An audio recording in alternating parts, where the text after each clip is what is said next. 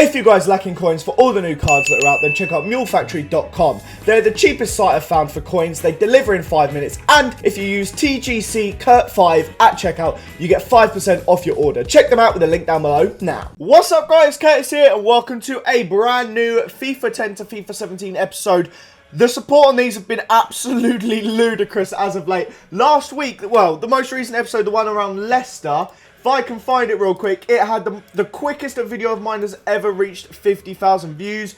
It's closing in on 100k already at the time of me recording it. You guys have absolutely smashed it, and you seem to be loving this series to bits. So, if you're enjoying the series, you know what that means I've got to do. I've got to keep doing it. So, we looked at the Leicester special players. We've looked at Team of the Year. We're going to look at the magical squad of Barcelona that did that ridiculous 6-1 against PSG. I nearly left my lounge to come to my desk on the 82nd minute. Changed my mind. Decided to see it out for the last 5 minutes.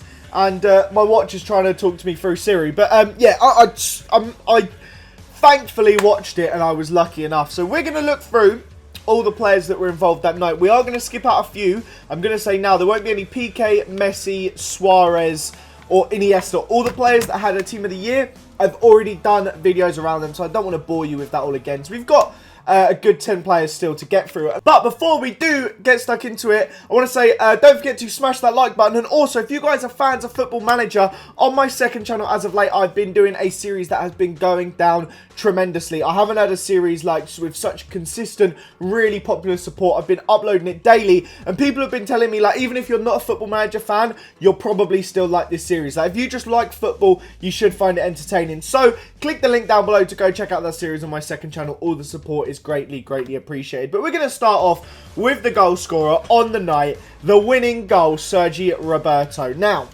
let's go through one by one all of his cards. We're going to go back to FIFA 12. That was his first card. Now, there's a few Barca players. You know the way their system works. They've never been to another club. Sergio Roberto, FIFA 12, he had a centre mid club card that may have been that was for Barcelona B. So technically, even though it was the same badge, obviously wasn't the main Barcelona side. FIFA 13, he had two silver centre mid cards, one for Barca A and one for Barca B. He transferred in the January. Obviously, it's not really a transfer, but it's when he starts playing from EA, put them onto that. FIFA 14, he was still centre mid, always centre mid. He'd been a centre mid for a long time. Again, silver card. FIFA 15 finally gets his upgrade to 75 card. None of these really look that usable or that fun. FIFA 16, he has his centre mid. He starts off with his 79 centre mid card, but that's not what we're going to show you. We're going to show you his upgrade to right back, which is where he mainly plays. Now, that means, obviously, he did get an inform there. That wasn't really where he played last night, though. It was a bit of a confusing lineup. Most people reporting this as the lineup. A few people reporting this as the lineup. At the start, it was kind of all over the place. No one really knows how the team was lining up. A lot of people say Messi in the middle, but I don't know where Sergio Roberto played when he came on. It felt like it was just all a bit of a calamitous mess. But that's Sergio Roberto done. We'll go to our next player on the bench, and that is Andre Gomes. Now, you don't go far back with this guy either. So from 2011, he was actually at Benfica. But in terms of FIFA, he didn't have a FIFA card until FIFA 15 when he was on loan at Valencia. He had one season on loan there. Then they bought him. And then obviously that was his FIFA 16 card.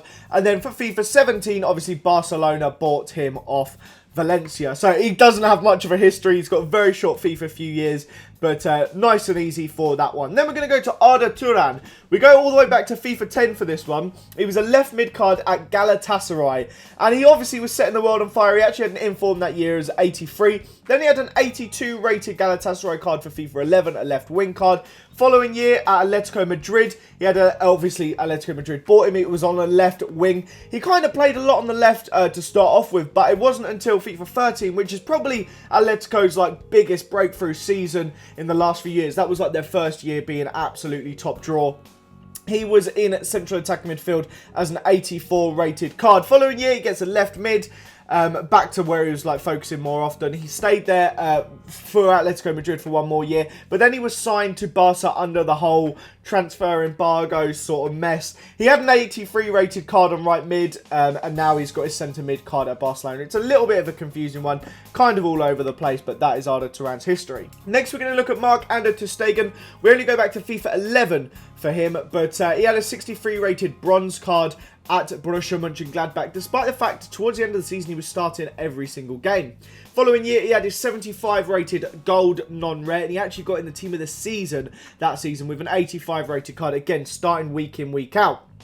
One more season with just his, two more seasons, sorry, FIFA 13 and 14 are almost identical cards. We'll put them both in at the same time. Both 80 rated non-rare cards, nice and simple, easy as that, just what you need for your goalkeeper. Then we got to FIFA 15, and that's when he gets his move to Barcelona. FIFA 15, he has an 82 rated card. FIFA 16, he has an 82 rated card as well. And then FIFA 13, he has his 83 rated card. A lot of people were a little bit confused as to whether it'd be him or Jasper Cillessen as the starting goalkeeper for this season. But Marc-Andre ter Stegen has definitely put his claim on being the main goalkeeper for Barca. Next up, we're going to go to the heart of the defence, and that is Javier Mascherano. Now, it's quite an exciting one. If we go all the way back to FIFA 10, I don't know how this was his card, but he had a 78 rated defensive mid at Liverpool. At this point, he'd already been tearing the league up with West Ham. He'd been absolutely top draw for Liverpool. Why he had a 78 rated card, I do not know. But he then moved on to Barcelona for FIFA 11, and obviously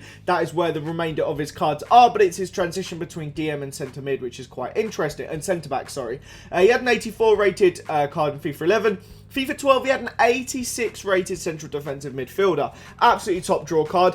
Following years, FIFA 13, that was when he first dropped back into centre-back for Barcelona. A lot of people were doubting whether he was too short or what the situation was, and he still continued to play in defensive mid for Argentina. He still wasn't a centre-back then. FIFA 14, of course, that was as well where he had a few international man of the match cards for Argentina, but he was still a centre-back, and that was kind of his sort of role for a little while for Barca. That was his mainstay. 83 rated card in FIFA 15, got a bit of a downgrade. FIFA 16 was an 83 rated card as well, but that is arguably his best season at Barcelona was last year. He got into the team of the season that year. He did also have a defensive mid card because they gave you cards for the international appearances, like wherever you played there, but he's an 84 rated card to start off with this season. Then he got his 85 rated upgrade, which I'm sure is the one you can see on the screen. But a very, very interesting trajectory for Mascherano. Got good very quickly in FIFA Ultimate Team terms, and has been very, very key part of a lot of people's squads, I'm sure. Next up, we have Samuel Umtiti, the left centre-back. Now, this is an interesting one too. We can only go as far back as FIFA 13. There's quite a few younger players in this squad, which is just crazy to think about. Like, a lot of people were saying, oh, it's not going to be long, MSN are going to start breaking up, things like that, like net talks of Neymar leaving. They have so many unreal young players. It's just crazy. There's just such a future there. Of course there is. Samuel Umtiti, FIFA 13 had a 70 rated silver card. FIFA 14, this is the card I first knew about him. I didn't know about it 13, but 14, he had a silver 74 rated centre-back with 72 pace, an absolutely class card. Following year, FIFA 15, it was his first gold card. It was a non-rare, but 74 pace, 76 rated, a good centre-back card. FIFA 16, he goes one better and gets upgraded to a 79. He gets into the season that year. He's doing well, and he gets his 82 rated Barcelona card. That's a mixture of how well he played, and of course when you move to bigger clubs you tend to get bigger cards. He's playing fantastically for Barca this season, and I read a record. I think it was something along the lines of like he hasn't lost for Barca or hasn't lost at home or something like that, like won every game. It was crazy. He's been fantastic for them for sure. Now PK we're not going to cover. Like I said, if you want to check that one out, you need to go check out the Team of the Year episode. We've already got enough players in this team for us to bomb through, so we'll move straight on to Ivan Rakitic, and this is a pretty cool one. Started off FIFA 10 as a 75 rated card for Schalke. That was his, he had 2 seasons in Schalke, maybe a season and a half, because in FIFA 11 he still has a Schalke card, but he also has a Sevilla transfer card with an inform. So that either means the timing was ridiculously moved in the summer, or he came in January. I'm sure someone in the comments down below knows. But FIFA 12, he had a 79 rated centre mid card for Sevilla. And then the following year, he went down. It was as if EA didn't rate that season he had. He went down to a 77 rated card, which is not something you tend to see with younger players, especially in that league. But the following season, FIFA 14, he got a big boost up to an 81 rated card. He had a team of the season, loads of informs, and that earned him his move to Barcelona. FIFA 15, he had his Barcelona card and a ton of informs, and it goes up once again for FIFA 16. Whereas his 84 rated card, and he actually got an upgrade that season too. And then obviously we are where we are now with an 87 rated Rakitic card. Absolutely fantastic, and just shows how far he has come. Now, Messi, obviously in Team of the Year. Go check out that video if you want to catch that. But next up we have Sergio Busquets. Now this guy obviously hasn't changed all that much in the last 6-7 years. He's been at Barcelona all the time. I mean, 4 years, basically, he's just sat in the same position and basically just plodded along, being absolutely incredible. But if we go back to FIFA 10, he has a centre mid card, 75 rated. FIFA 11, he gets upgraded by 6 to 81. Following season, another 2, and he's an 83 rated card. And this is when he was really starting to be recognised, especially on FIFA, for the talents he had. Following year, 85 rated card. Following year after that, FIFA 14, he remains 85. 85 again for FIFA 15. They didn't want to upgrade him. And then he was starting to really get the boost again. FIFA 16, he had an 86 rated card. Got into Team of the Season, and again was a key part of Barcelona's side. And then he has his 87 card that you can see now. But it's quite boring, his progression. So we're going to jump straight on. We're skipping past Iniesta. He was in Team of the Year, and we'll go straight over to Neymar. What a man. What a man. He was absolutely massive for Barcelona on the night. I believe he got 2 assists and a goal. Was it 2 goals and an assist? I know he scored that yeah, because he scored the free kick and the penalty. So 2 goals and an assist. He was absolutely fantastic. But it was I found like it was a bizarre one. So first 65 minutes, I felt like all he did was go down anytime someone was near him. And it was like, if he stayed on his feet, I wonder what he could do. You know, the last 25 minutes, he kept staying on his feet every time someone came near him, and he was doing magical work. He was absolutely brilliant. But we're not talking about that game too much. We're going to go back to his first card on FIFA. In FIFA 12, I remember this so vividly. He was at Santos. He had a centre-forward card. It was absolutely top draw. And yeah, it was just brilliant. 84 rated card, 5-star skills, great pace, great dribbling, such fun to use back then. Following season, he has his left wing card at Santos, but he also gets his transfer to Barcelona. So I'll try and include them both on the screen somehow now. But he has his left wing card at Santos, which is obviously what you had for most of the year. But then when he finally moved to Barcelona, he had that crazy striker card at Barca. It was absolutely unreal. Then you got FIFA 14, and this guy is just all over the place. He has an 84 rated striker card, but he also had informs in left wing and cam, kind of all over the place. Literally, they were playing all over that front line. And yeah, an 84 rated card was still ridiculous. Following year was when he basically returned back to the left wing. And we haven't seen him in the middle ever since. He's not played in the, well, not got a special card in the middle since FIFA 14. So we had his 86 rated card and an 87 rated upgrade that year. Then he had an 88 rated card last year, as well as getting Team of the Year, Team of the Season. Like, he basically had everything he possibly could. And then this year, he obviously has the 92 rated left wing card that you can see on the screen. He has got a Team of the Group stage and an inform card, but a really cool like progression to see for Neymar, and some really interesting cards throughout. We're going to obviously skip Luis Suarez because he was in Team of the Year. We're going to finish it off with a really interesting one that's almost last but most certainly not least. That is Rafinha Alcantara, obviously Thiago Alcantara's brother. It's really interesting to just like track their differences throughout football. One going for Brazil, one going for Spain, one going to Bayern from Barca, one staying at Barca. One, I've read this, one was represented by Nike, one represented by Adidas. It's really cool to see like the brotherly, kind of like rivalry, I guess you could say. And I'm sure they'll probably meet up at some point in the Champions League before the season is over. But we'll go back to FIFA 13 for Rafinha. He had a centre forward silver card, was obviously still down as Brazilian, but this was Barcelona B.